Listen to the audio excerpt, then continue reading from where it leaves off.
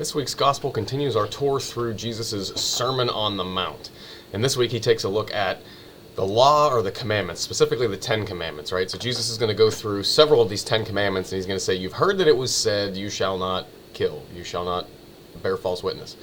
But I tell you this, right? And he's going to amplify these commandments.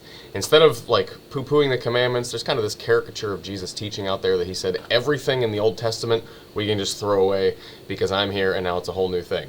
It's not true. Yeah, the ritual laws and all that sort of stuff, yeah, we don't follow those anymore. But all the moral teachings of the Old Testament, especially the 10 Commandments, are absolutely still in effect. And in fact, Jesus intensifies how we're supposed to follow those 10 Commandments. And this is kind of brilliant, especially for modern America. We're hyper-legalistic, right? Even kids, right? We're hyper-legalistic. I can't tell you how many times my kids will tell me, well, Dad, technically I didn't do this thing, right?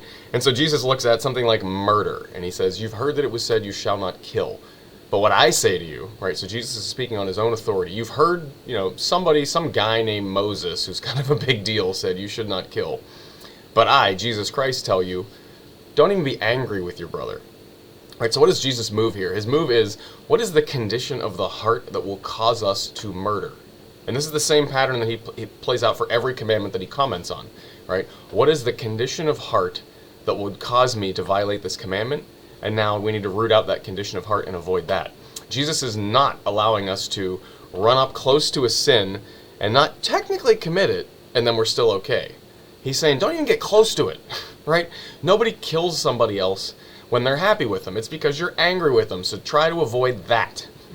Same thing he says for adultery, same thing for oaths. Don't even swear. Just let your yes mean yes and your no mean no. And then we don't have to worry about this, did I swear to this or that, or were my fingers crossed, or any of that sort of stuff, right? He's just be a person of integrity and a person of your word. That's Jesus' move. That's how we keep the commandments, right? Is we keep the good at the heart of the commandment and we preserve that in every way possible. So think about this in your own homes, right? How do we as a family keep God's laws?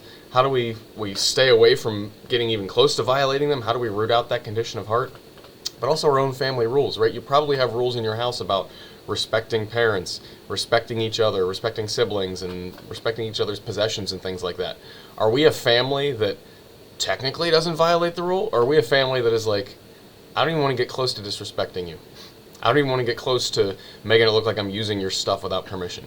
I don't want to even get close to violating one of these rules, right? There's the challenge for us, the way Jesus interprets the law, is get to the heart of the thing and follow that. Don't be a legalist and, well, I didn't technically violate this law, because we don't want to try to get into heaven on a technicality, right? That's not the idea. We don't want to, well, I technically avoided violating this sin. No, Jesus is like, no, wholeheartedly follow God's commandments and see what good that brings in your life.